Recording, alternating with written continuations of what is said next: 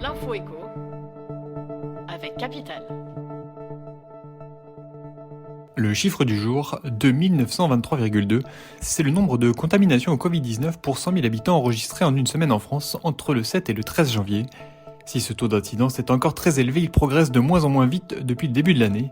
Le scénario du pire s'éloigne, la décrue a commencé, le pic des infections a été passé ces jours-ci, au moins en Île-de-France.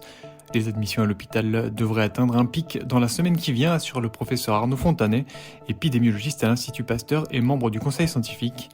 Encore un peu de patience, selon l'épidémiologiste, la situation devrait s'améliorer, courant février. Le coup de gueule du jour est une mise en garde. Pour beaucoup, la pandémie a été salutaire pour les villes moyennes, dont l'attractivité s'est renforcée. Au cours de la crise sanitaire, des milliers de Français ont en effet quitté les grandes métropoles pour gagner en qualité de vie et en pouvoir d'achat. Mais attention au retour de bâton, prévient Henri Buticazo, le président fondateur de l'Institut de Management et Services Immobiliers, car ces mouvements n'ont pas été bénéfiques à tous les territoires. L'arrivée des citadins a par endroits engendré des hausses de prix vertigineuses, et les nouveaux prix s'éloignent de la solvabilité naturelle des ménages autochtones qui se retrouvent exclus du marché.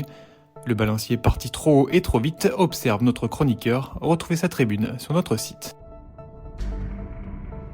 L'info pratique capitale, vous voulez passer votre retraite à l'étranger, mais vous avez encore des doutes sur votre destination ? Pour vous aider dans votre choix, le site retraitesansfrontières.fr vient de publier son palmarès 2022 des meilleurs pays où passer sa retraite. Et l'épidémie de Covid est passée par là. Sur le podium, on trouve uniquement des pays européens, les retraités privilégiant la proximité avec la France et un système de santé proche de celui qu'ils connaissent. La Grèce détrône le Portugal en tête de ce classement grâce à son taux d'imposition fixe de 7% pendant 15 ans. L'Espagne complète ce trio gagnant. On retrouve ensuite le Maroc et la Thaïlande qui séduisent pour leur coût de la vie et leur climat. Et on termine par le début d'année compliqué pour les boulangers, déjà confrontés à une hausse de certaines de leurs matières premières, dont le beurre. Les galettes ne font pas recette depuis le début du mois. D'une part, le variant Omicron joue les troubles fêtes. Les Français sortent beaucoup moins de peur de se faire contaminer, et Omicron a obligé de nombreuses entreprises à avoir recours au télétravail.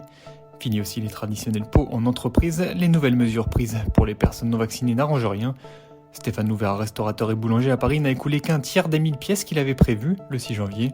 Selon le président de la Confédération nationale de la boulangerie-pâtisserie, il se serait vendu 10 à 15% de galettes en moins qu'en 2020. En revanche, la grande distribution semble bien se porter. Un porte-parole de Système U explique que les résultats sont quasiment identiques à ceux de l'année passée. C'était l'info écho avec Capital.